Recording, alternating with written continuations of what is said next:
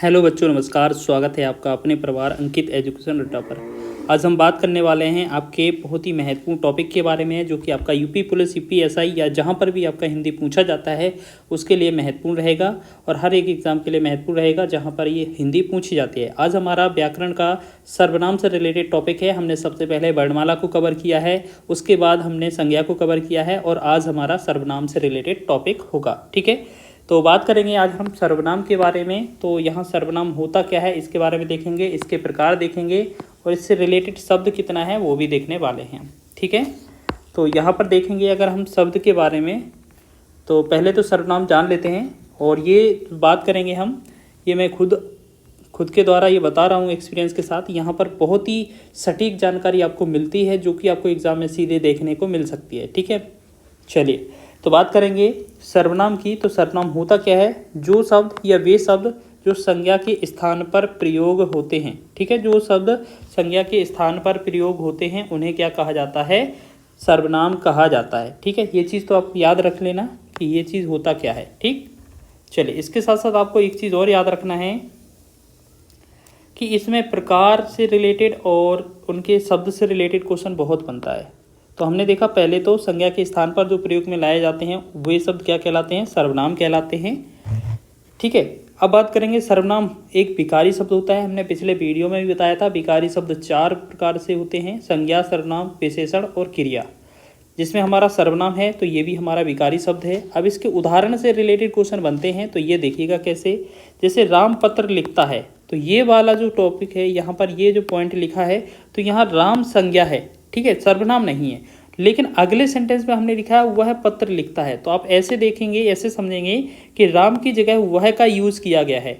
वह जो प्रयोग करेंगे संज्ञा के स्थान पर प्रयोग करेंगे उसे ही हम संज्ञा कहेंगे, उसे ही हम सर्वनाम कहेंगे। ठीक है, अगर हमसे पूछा जाता ये राम क्या था? ये संज्ञा था, लेकिन इसके बदले हमने किसका प्रयोग किया है? वह का। वह क्या हो जाएगा? एक सर्वनाम हो जाएगा। ठीक, ये चीज़ याद रखेंगे। चलिए, कभी कभार ऐसे एग्जाम्पल भी बनते हैं कि लाइन में भाषा में दिए होते हैं और हमें बताना होता है क्या इसका आंसर होगा। राम परीक्षा में उत्तीर्ण हो गया क्योंकि उसने बहुत मेहनत की थी। क्योंकि उसने बहुत मेहनत की थी, तो यहाँ पर ये उसने लिखा है ना, ये शब्द किसके लिए यूज़ हुआ है? आप ऐसे कह सकते हैं ये राम के लिए प्रयोग हुआ है। तो यहाँ पर ये जो उसने शब्द लिखा है ये क्या हो जाएगा? हमारा सर्वनाम हो जाएगा। चलिए, तो यहाँ पर 2 महत्वपूर्ण क्वेश्चन और देखते हैं। यहाँ लिखा है सर्वनाम की बात करेंगे तो सर्वनाम के 6 प्रकार या भेद होते हैं, लेकिन सर्वनाम शब्द की संख्या 11 होती है। ठीक है, इन 11 शब्दों को 6 प्रकार से बांटा जाता है, तो ये भी हम आगे बात करेंगे। चलिए, तो यहाँ पर हम बात कर लेते हैं पहले 11 शब्द कौन कौन से होते हैं। तो यहाँ पर लिखा है हमारा मैं, तू, आप, यह, वह, जो, सो, कोई, कुछ, कौन, क्या। तो ये आपके 11 शब्द हैं। ठीक है, इनके ही कई सारे फॉर्मेट जो हैं वो बनते हैं, वो एग्ज़ाम में पूछे जाते हैं। जैसे तू का तुम, तुम्हें, तुमसे, तुम्हारा बन सकता है ना। ऐसे ही आपका आप, आपके, आपका, आपकी, आपकी बन सकता है। तो यह का ये, वह का वे बनता है। जो का जैसा और सो का वैसा बन सकता है। तो इस तरीके के बहुत बनते हैं। ठीक है, तो इन्हें शब्द को याद रख लेना, एग्जाम में यही पूछे जाएंगे। चलिए, अब एक एग्जाम्पल से समझेंगे। जैसे राम 10वीं कक्षा का छात्र है, राम के पिता का नाम सुरेश है और राम की माता का नाम यशोदा है। तो अब हम एक ही सेंटेंस के बारे में बता रहे हैं, एक के ही बारे में बता रहे हैं, तो बार बार हमारा जो राम का यूज़ करना है ना, ये चीज़ गलत हो रहा है। तो इसके स्थान पर हम क्या कहेंगे? राम 10वीं कक्षा का छात्र है, उसके पिता का नाम सुरेश है और उसकी माता का नाम यशोदा है। तो ये आपका उसकी और उसके यहाँ पर सही हो जाएगा, जो कि आपके सर्वनाम के उदाहरण आएंगे। तो यहाँ पर हमने लिखा भी है कि जो उसके और उसकी का यूज़ हुआ है ये सर्वनाम है, जबकि राम के स्थान पर प्रयोग हुआ है, राम क्या होती है? संज्ञा होती है। ठीक है, चलिए, तो आपने देख लिया जो भी संज्ञा के स्थान पर प्रयोग होने वाले शब्द होते हैं उन्हें हम सर्वनाम कहते हैं। चलिए, तो अब एक बात देखेंगे इस वर्गीकरण के बारे में। तो ये वाला जो स्लाइड है ये बहुत ही महत्वपूर्ण है, ये इम्पोर्टेंट है, 1 नंबर दिला के जाएगा। सर्वनाम की बात करेंगे तो यहाँ पर सर्वनाम के 6 भेद होते हैं। जैसे पहले पुरुषवाचक, निजवाचक, निश्चयवाचक, अनिश्चयवाचक, उसके साथ संबंधवाचक और प्रश्नवाचक। ठीक है, सर्वनाम कितने प्रकार के होता है? तो 6 प्रकार का होता है। अब हम पुरुषवाचक की कभी कभी बात कर लें तो इसका भी पूछा जाता है डिटेल कि पुरुषवाचक जो सर्वनाम होता है वो कितने प्रकार का होता है। तो ये 3 प्रकार का होता है, उत्तम पुरुष, मध्यम पुरुष और अन्य पुरुष। उत्तम पुरुष का दूसरा नाम प्रथम पुरुष भी होता है। यह अभी हाल ही में लास्ट ईयर जो यूपी पुलिस का एग्ज़ाम हुआ था उसमें ये पूछा गया था किसी न किसी शिफ्ट में, ठीक है। तो अब हम बात करेंगे प्रथम पुरुष उत्तम पुरुष में मैं हम लिखा आता है या ये शब्द आते हैं, ठीक है, या हम यहाँ पर यह कह सकते हैं कि इसमें वक्ता आता है, कहने वाला आता है। मध्यम पुरुष में तू, तुम या आप आते हैं, इसमें हम कह सकते हैं श्रोता आता है, सुनने वाला होता है। अन्य में यह, वह, वह, ये, मतलब यह, ये, वह, वे, ये वाले शब्द आते हैं जो अन्य पर्सन किसी और तीसरे को दर्शाते हैं। तो ये आपकी बहुत ही महत्वपूर्ण है, आपका इनका वर्गीकरण देख लेना, एग्जाम में बनता है आपका। चलिए आगे देखेंगे, पुरुषवाचक सर्वनाम की बात करेंगे हम इसमें। तो वे सर्वनाम शब्द जो स्त्री या पुरुष का बोध कराएं या स्त्री या पुरुष के नाम के बदले यूज़ किए जाएं, ठीक है, वे शब्द क्या होते हैं, पुरुषवाचक सर्वनाम होते हैं। या आप ऐसे समझें कि बोलने वाले, लिखने वाले, पढ़ने वाले या किसी अन्य व्यक्ति के लिए जो सर्वनाम प्रयोग किया जा रहा है, प्रयोग में लाए जा रहे हैं, उन्हें पुरुषवाचक सर्वनाम कहा जाता है, ठीक है। और इसके भी 3 भेद होते हैं। तो ये भी कई बार पूछा गया है कि पुरुषवाचक के कितने भेद होते हैं। तो 3 भेद होते हैं जो हमने शुरुआत में ही बता दिए थे आपको कि उत्तम पुरुष या प्रथम पुरुष एक होता है, इसमें वक्ता आता है अर्थात बोलने वाला या लेखक अपने से संबंध रखने वाले के लिए जिन सर्वनाम शब्दों का प्रयोग करता है उन्हें पुरुषवाचक सर्वनाम कहते हैं। जैसे मैं या हम, ठीक है ना, मैं या हम इसका प्रयोग करते हैं। इसके लिए यहाँ इसके मैं के रूप भी आते हैं, मैं, मुझे, मुझको, हैं, या हम का हमें, हमारा, इस तरीके भी बन सकते हैं इसके रूप, ठीक है। जैसे उदाहरण एक वाक्य के रूप में लिखा है, मैं पत्र लिख रहा हूँ, इसमें जो है मैं, ये आपका उत्तम या प्रथम पुरुषवाचक सर्वनाम है, ठीक है।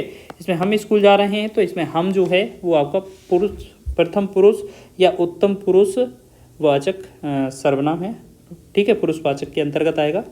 अब बात करेंगे दूसरे की, मध्यम पुरुष की। तो मध्यम पुरुष में जो आपका श्रोता होता है या अर्थात हम कहेंगे सुनने वाला होता है, पढ़ने वाले के लिए जो सर्वनाम प्रयुक्त होते हैं, ठीक है, तो वो आपके मध्यम पुरुष के अंदर। तो तू, तुम, तुम्हें, तुम्हारा, आप, आपका, आपसे, आपका, इस तरीके के बनते हैं शब्द।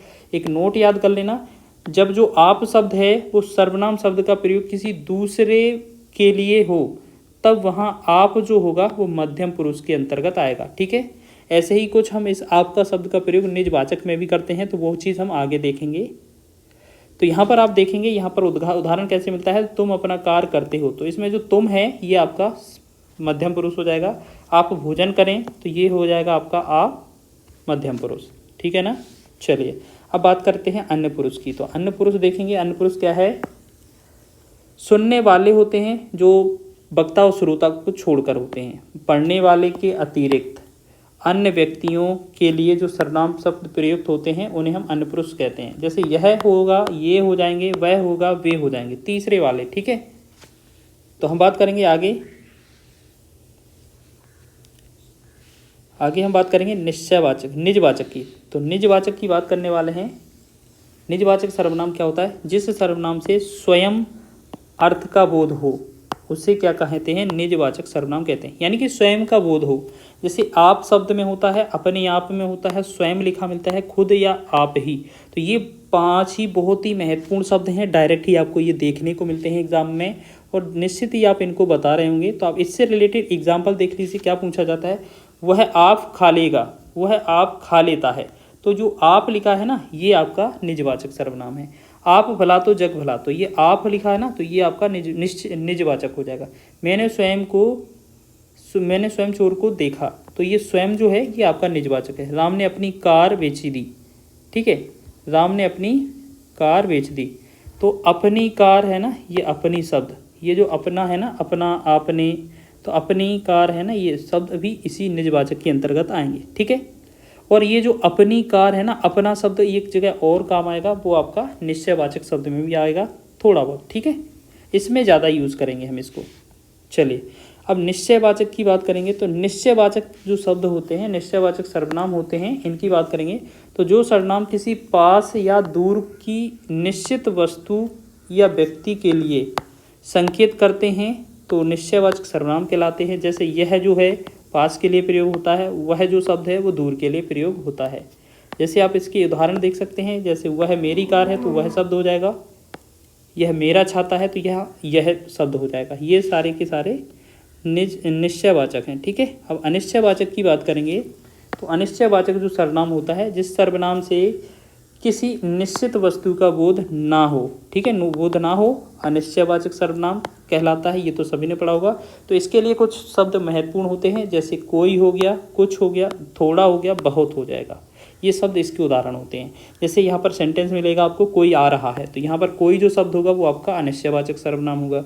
कुछ खा लीजिए, कुछ पी लीजिए, कुछ देख लीजिए, इस तरीके से कुछ खा लीजिए, ये कुछ जो शब्द है वो अनिश्चय के अंतर्गत आएगा। तुम्हारे जैसे बहुत देखे हैं तो बहुत, ये वाला शब्द भी अनिश्चय के अंतर्गत आएगा। ठीक है, अब बात कर लेते हैं पाँचवें की। तो पाँचवा लिखा है संबंधवाचक सर्वनाम। जिस सर्वनाम से दो भिन्न बातों के संबंध का ज्ञान हो उसे संबंधवाचक सर्वनाम कहते हैं। जैसे जो और सो लिखा हो, जैसा वैसा लिखा हो, जिसकी उसकी लिखा हो, ये सारे शब्द संबंधवाचक होते हैं। जैसे जो करेगा सो भरेगा, तो जो और सो का रिलेशन है ये अब संबंधवाचक हो जाएगा। जिसकी लाठी उसकी भैंस, तो या जिसकी उसकी भी, ये भी किसके संबंधवाचक के उदाहरण हो जाएंगे। अब बात कर लेते हैं अंतिम की। तो ये हमारा छठवां प्रकार है प्रश्नवाचक सर्वनाम। ये डायरेक्ट ही बहुत ही महत्वपूर्ण है, डायरेक्ट पूछा जाता है। जिन सर्वनाम शब्दों से प्रश्न पूछे जाने का बोध हो उसे प्रश्नवाचक सर्वनाम कहते हैं। जैसे कौन हो गया, क्या हो गया, कब हो गया, ये क्वेश्चन पूछे जाने वाले शब्द होते हैं। जैसे तुम कब आओगे या जाओगे, तुम कब खाना खाओगे, इस तरीके से। दरवाजे पर कौन खड़ा है, तो ये जो शब्द होते हैं ना, कब, कौन, क्या, ये जो होते हैं प्रश्नवाचक सर्वनाम होते हैं। इस तरीके के एग्जाम में डायरेक्ट ही क्वेश्चन मिलते हैं। आपको सेंटेंस दिया जाता है और पूछ लिया जाता है इसमें किस सर्वनाम का प्रयोग किया गया है। ठीक है, और ये जो है हमारा सर्वनाम का पूरा पार्ट कवर हो चुका है, ये कंप्लीट पार्ट हो चुका है। ठीक है, इसमें हमने कंप्लीट किया है इसमें सर्वनाम को। ठीक है, तो वीडियो बताइएगा कैसा लगा है। अगर वीडियो पसंद आया है तो वीडियो को लाइक करें, शेयर करें। चैनल पर नए हैं तो चैनल को सब्सक्राइब कर लें। इसी तरीके से हम हैंड रिटन नोट्स के माध्यम से आपको वीडियो प्रोवाइड करते रहेंगे। और साथ ही साथ अगर आपको PDF चाहिए तो हमारे नंबर पर या हमारे इसी नाम से जो चैनल है उस पर आप टेलीग्राम पर जुड़ सकते हैं और डायरेक्ट उसमें आपको ये वीडियो की PDF मिल जाएगी। ठीक है, और अगर आपको ज़रूरत है, अगर आप वहाँ खोजना नहीं चाहते हैं तो आप इस नंबर पर 91 नंबर पर कांटेक्ट करिए, व्हाट्सएप करिए 9179091675। ठीक है, तो आप इन पर भी नंबर से कांटेक्ट कर सकते हैं और आपका इस पर PDF दे दी जाएगी। व्हाट्सएप पर मैसेज लिख दीजिए आप कि PDF, हिंदी PDF। ठीक है, चलिए मिलते हैं नेक्स्ट वीडियो में।